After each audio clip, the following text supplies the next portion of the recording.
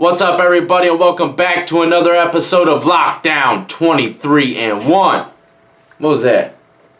Oh my God, is that what I think it is? Hold on, I'll be right back. Oh my sweet Lord. You shut up. You don't you bark. These are mine. None of these are yours. What are the odds of this, y'all? What are the odds? I just got something I've been waiting for a very long time. I'll tell you what. And I'm about to unbox it for y'all right now, man. They couldn't have came at any better time. I swear on everything I love. I swear on my Father above. I did not plan this out. It literally just came to the door as soon as I said my intro to this video. Now, before I open up this box, let me just say this. I'm going to be bringing some stories y'all's way today for this special 50,000 subscriber episode. Some stories, and also I want to show y'all my good luck charm, okay? Ever since I bought this thing, I've had nothing but good luck. And I'm going to pull it up really slow and see if y'all can even guess what it is before I open up this box. You ready? Ever since I got it, it is the most cutest little thing I ever did see. You ready? What could this be? What could that be? What is that? Huh? Do y'all know what that is? Let me raise it a little higher.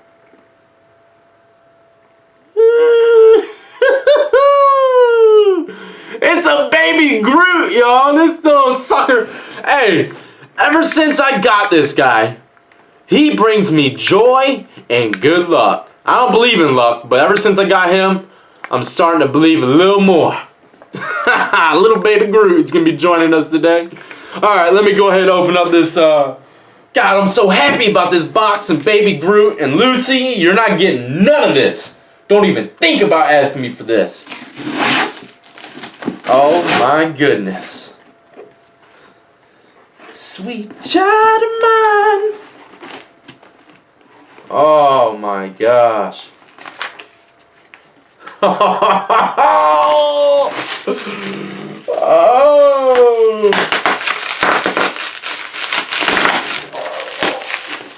Popping shots! Popping shots!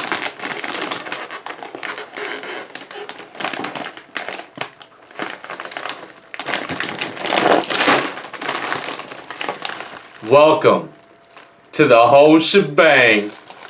Woo! Got me a crate of these monies and they're family sized.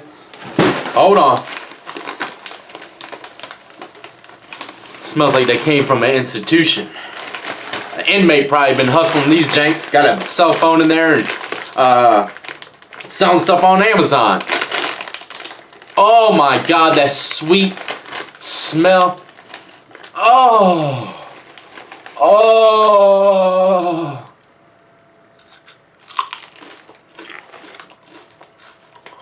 Oh my Lord.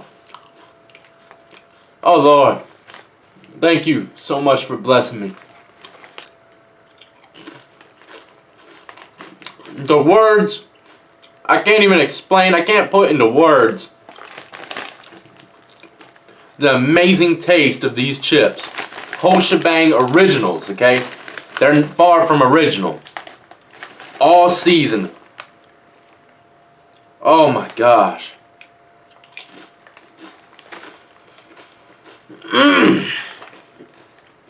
I'm gonna lay in my bed tonight just like I did in the cell. And I'm just gonna eat these chips and savor every moment. God, these things are bringing back so much memories. Good and bad.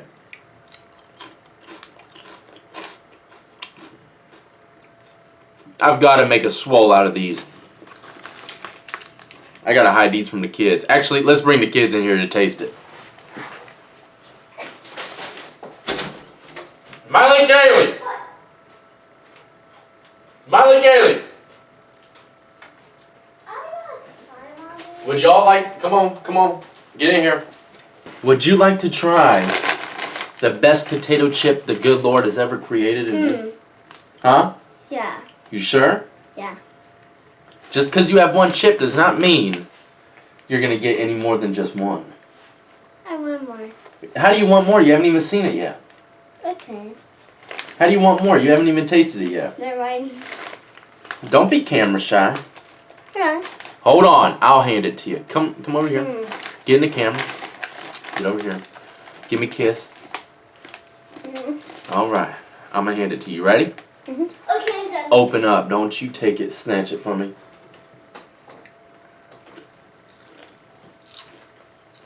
I'm done. Hold on. Hey, get your little paws out of here. Come here, Miley. Would you like to try that? This is the best chip the Lord has ever created. It's called the whole shebangs. These are the chips I've been telling you about for so long. You ready to try it? For so long? Do you want to try it or not? Yes. Give me a kiss on my cheek. You mean the chips you ordered? All right. You mean the chips you ordered? Open up. Now let's get you a smaller one. Open up. You're mean. Ah! Salt vinegar. I don't like it. Get out of this room. Get out. Go. Get out. Get on out of here. I like it though. Yummy. How dare her disrespect the whole shebangs? Go. Alright, go on. I gotta make a video. No, give me. No. Oh, so you want more? Yeah. No. No. Here. This is the only bag y'all get. Only bag y'all get. Get out of here. Oh my God, Lucy, you get out. You want to try a chip too, girl? No, I'll give her one. Come here, baby. No, shipping. There's 1, 2, 3, 4, 5. Go. 5 more. Don't you look at my bags of chips. I am. Lucy, you ready, girl? We are gonna have that. You ready? Bye, guys. Yes! Lucy, love them chips, girl. Alright, let me go get a drink and we'll get straight into this story time. Man, these whole shebangs are banging. Alright, let's go ahead and jump into these stories. Man, what are the odds of those chips showing up exactly as I hit the record button to say my intro? It was meant to be. Sometimes I feel like stuff is just absolutely meant to be. I mean, just think of that.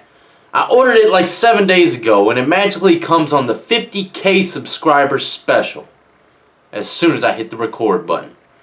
Lord, are you looking down on me? Huh? You couldn't have made a better intro. Now before I get into these stories, let me just say this, alright? These are stories of my life. They are not intended for anyone to do or repeat.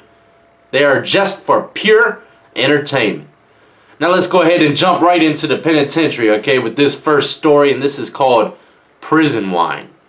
And it is unlike any other prison wine story you have ever heard. It is absolutely nothing like you might think it's gonna be. Alright, let's go ahead and take it back right before I caught all these charges and sent me to the penitentiary for the very first time. It was right before, I'm talking about probably like 2-3 weeks before I was going to prison. And this was back in the day when I was smoking a little bit of bud, or a lot of bud actually. And I happened to have ran out this day and I have no ride to go anywhere, get anything. I don't even think I had money on me, for real. But I was stuck in my parents' house and I have nothing to smoke on. I was losing my mind. I was absolutely bored. I was like, I gotta get up out of here. I gotta call someone, get out of here. And I couldn't. There was nobody around to come through and scoop. So I resorted to whatever I had closest to me, and that was my mother's finest wines. Okay, she doesn't even open them unless it's a special occasion. So I was like, okay, how am I going to do this, man? I cannot let my mama know that I just cracked open her vintage wine. You know what I mean? So I went ahead and did it so nicely to where I could put the cork back, fill the bottle up with something, or drink the whole thing, fill the bottle up with something, and put the cork back on to where it looks like it was never even touched, alright? Now, this is where everything went wrong. I filled the thing up with Coca-Cola. That was the only thing I really thought. You know, the bottle was dark, okay? I could have probably filled it up with water and you wouldn't have even noticed, okay? But I thought in my head I gotta fill it up with something dark. So I put Coca-Cola in it, put the cork back on it, put the wrapper on there nice and neat. I slit the wrapper open perfect and then put it right back on perfect. Made sure my mom would not have noticed. And it came out excellent. So, you know, things happen, and I end up going to the penitentiary, and it was Thanksgiving time, and I was in the hole. And I got a letter. A letter came in the mail, and it was a letter from my mom. Thanksgiving time, you know, wishing me a happy Thanksgiving. At the end of this letter, she wrote, and I was in the hole for a while. I was in there for about 2.5 months already, so I was, you know, any kind of mail coming my way was like watching a Cinemax movie. You know what I mean? Anything coming in that cell to me was absolute entertainment. So I got the letter, I read it, and it turns out that wine bottle that I filled with Coca-Cola, my mom was cooking on a special occasion, and the wine bottle exploded. I'm talking about glass, everything, it just exploded out of nowhere, completely terrifying my mom. Coca-Cola went flying everywhere, all over her drapes, all over her in the kitchen.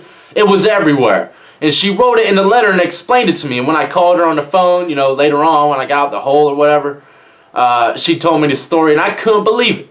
How the heck is Coca-Cola gonna blow up a whole wine bottle? You know what I mean? But this is the crazy part about it, okay? Not only, you know, I told her, I said, Mom, I filled it up with Coca-Cola like 2 years ago. That thing's just now blowing up. It's absolutely, you ain't even drank that thing yet? I totally forgot about it. And, you know, my mom don't drink a lot. Like I said, it's only for special occasions. So, you know, she wasn't mad or anything. She was just shocked that I put Coca-Cola in there 2 years ago and exploded. But this is where it gets even funnier. While, you know, I was in the hole. It's crazy how everything came together at once, just like these shebangs, all right? It's weird how stuff happens sometimes. It's like, was I destined for this to happen exactly how it happened? Was this my destiny?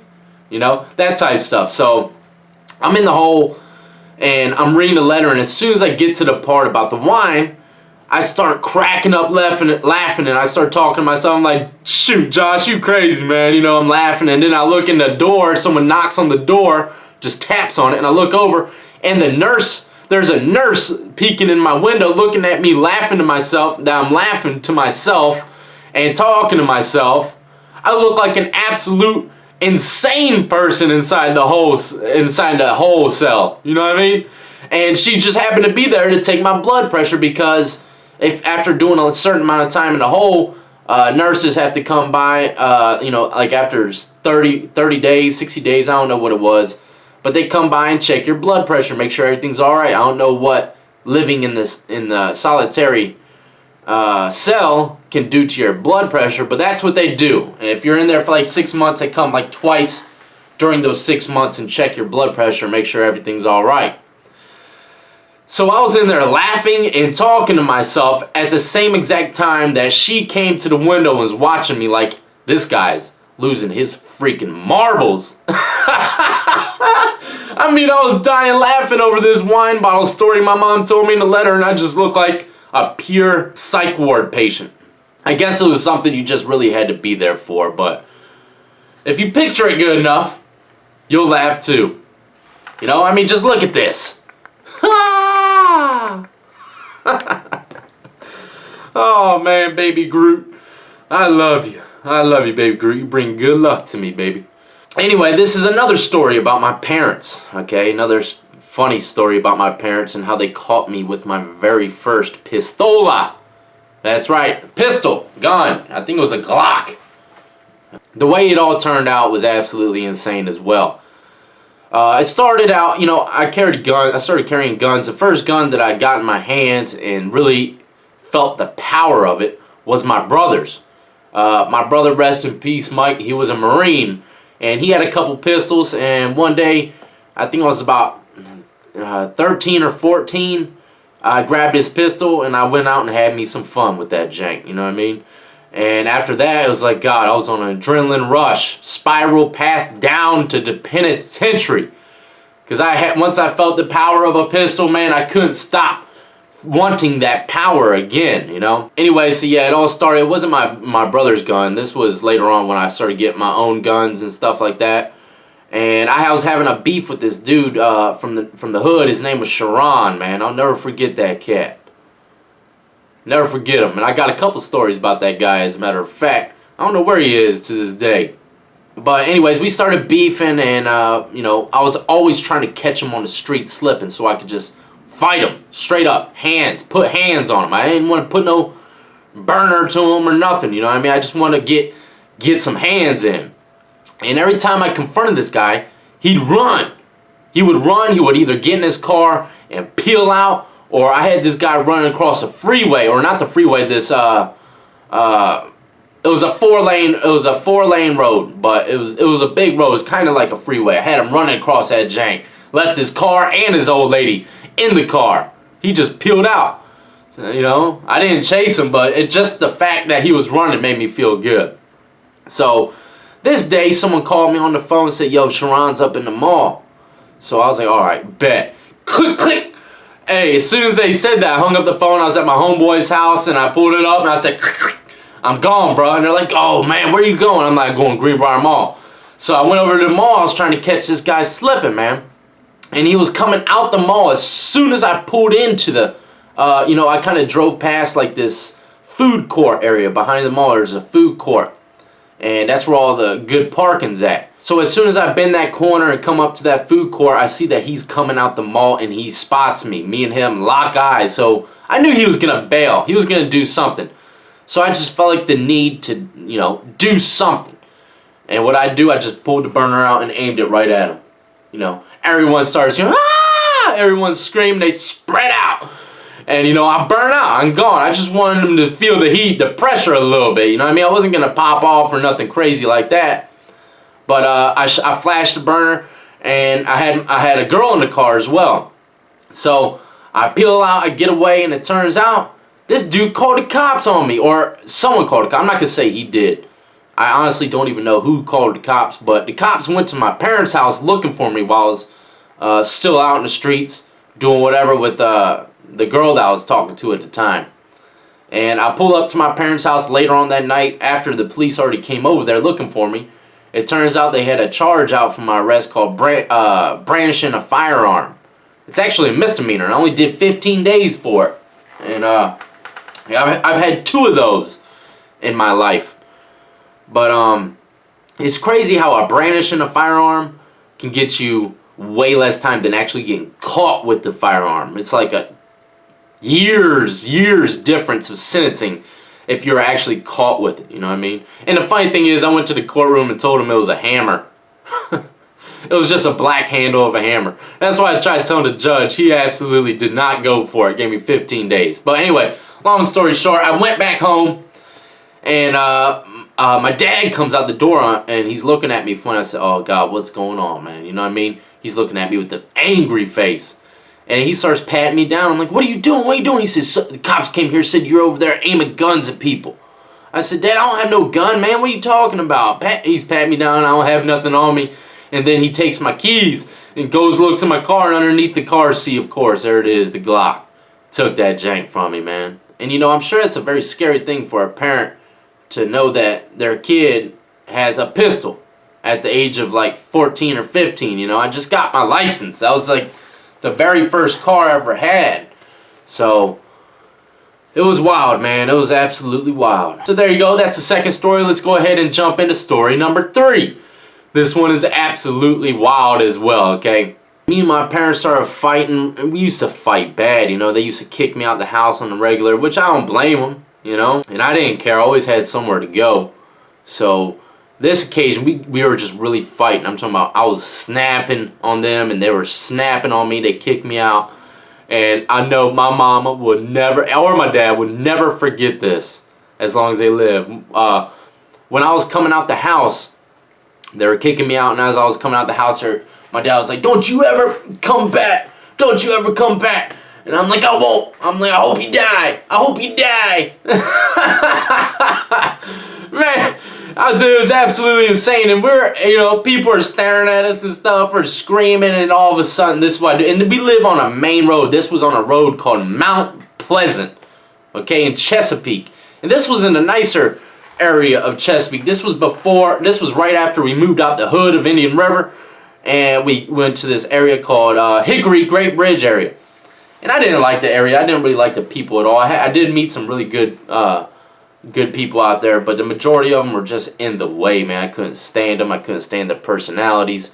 Felt like they're better than everyone else. But anyways, so I'm coming out the house and we're snapping, we're screaming, and the neighbors are watching a little bit, and you know, there's cars flying by. We're on a main road, and what do? Before I leave and get in my car, I don't know what made me do this. I was definitely high as Cootie Brown for me to do something like this, okay?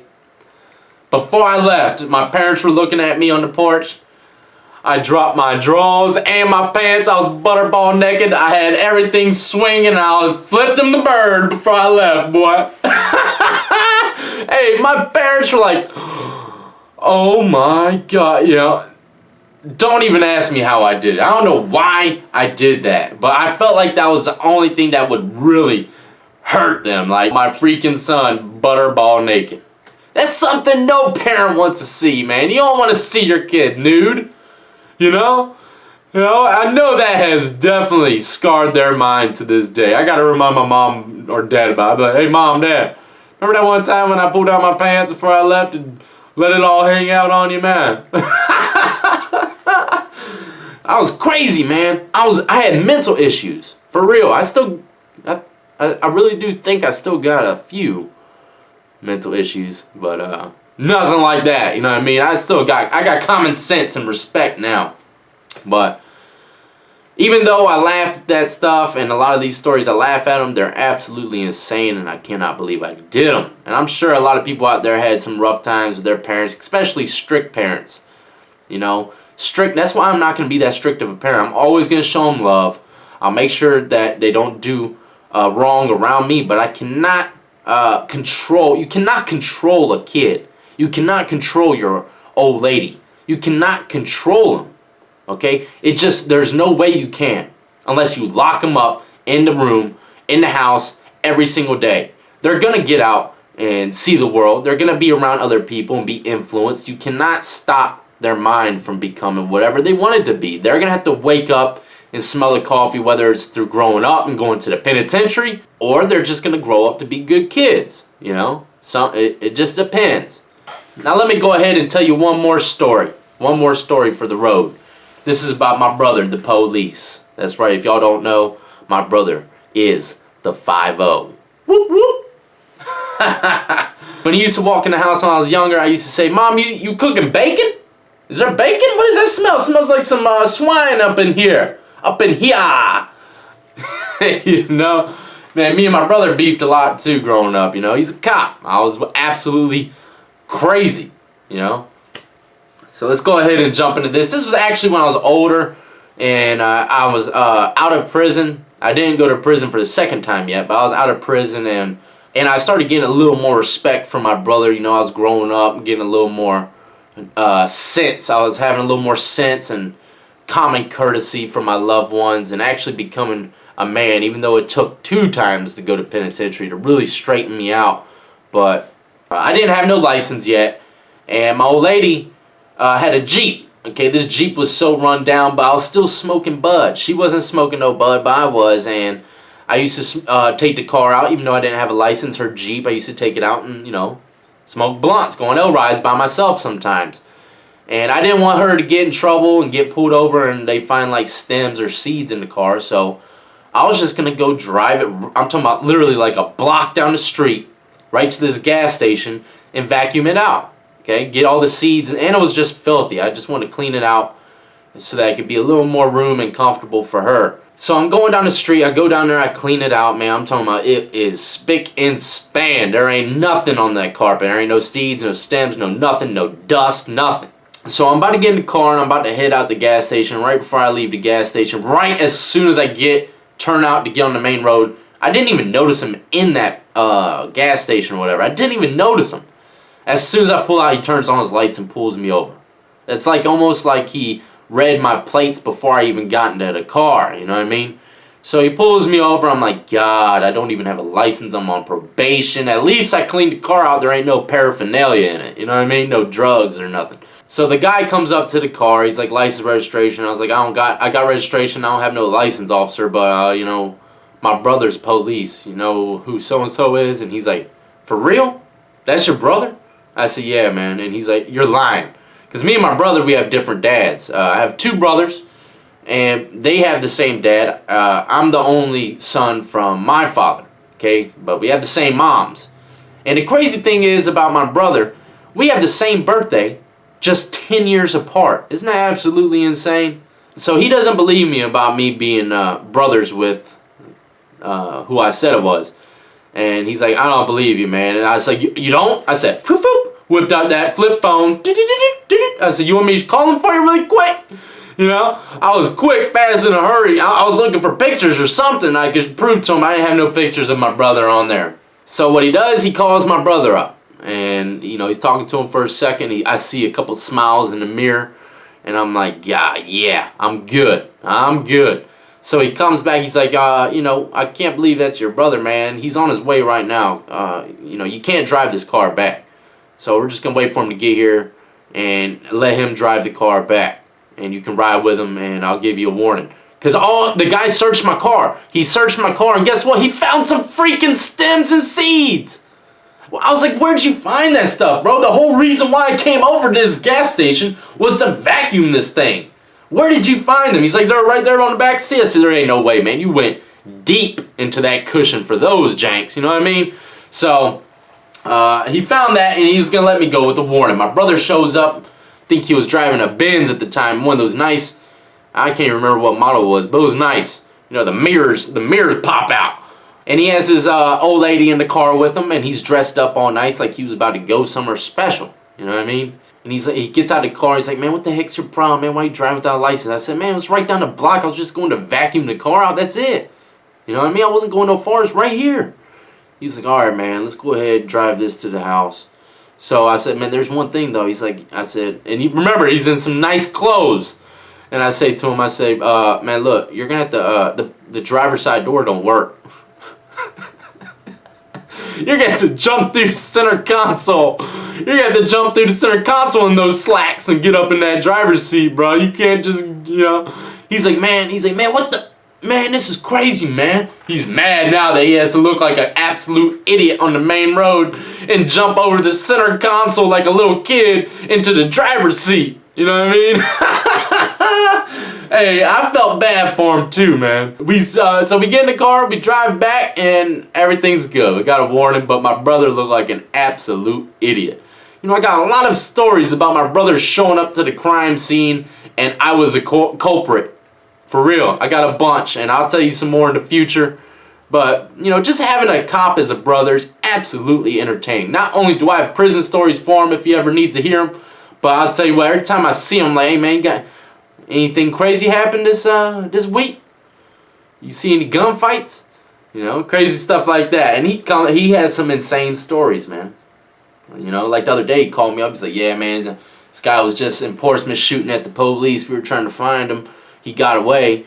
I was like, dang, man, that's crazy, man. You better be safe out there. You know, I respect my brother. I love my brother. His job, not so much. But at the same time, I do, you know. There are some cops out there saving lives. Even though a lot of stuff going on out there is absolutely crooked. And it makes me mad. But I love my brother. And, I mean, what are you supposed to do? If you have a brother, if, let's say, all y'all gangsters out there, let's say one of your brothers grow up and become a cop. What are you going to do? Are you going to respect him too? Or are you going to hate him just because of the job that he chose? Come on, man. Get real. I always love my brother no matter what. You know what I mean? And to end this, let me tell you one more quick crazy story. It happened in Virginia Beach, the city that I'm in. It was like 2 days ago or 3 days ago. It was on the news. And this guy got, his old lady got locked up for a DUI. His wife got locked up for a DUI. The wife calls home. And the guy's on the phone, and he's talking to her. He's at home, okay? He's talking to her, and he's just joking around with her. And, you know, she wasn't getting no time. It was just like, I think it was like her second DUI or something. Nothing major. And he says on the phone to her, he's like, you know, if the cop disappears, he ain't going to have no charge. You know what I mean? Well, guess what? You know those phones are recorded. They hit him with conspiracy to commit capital murder. What? Conspiracy to commit capital murder? He's locked up, no bond right now just because he was joking with his old lady saying, hey, you know, if they can't find the cop, you know, pretty much if we murk the cop, there ain't no case, you know, over a DUI. He was just playing. No, that's how petty this stuff is. And then you got to think, oh my God, I thought they only listened to people's phone calls that are in there for murder and stuff like that. Well, guess what? Think again. This was just a normal citizen that got a DUI or second DUI, and that's how you know that certain words on the institution phones, there ain't no way that they can keep track of all their phone calls. There's no way. The only way they can do it is through some kind of software that flags a certain word that they say. And that's exactly how it happened. So anyone out there locked up, don't ever think that they will not know if you say something crazy. Watch what you say on that phone, even if you're out here in the free world, because homeboy had no idea 2 days later when the cops showed up with a fresh charge of conspiracy to commit capital murder. Absolutely insane. I pray for that young fella.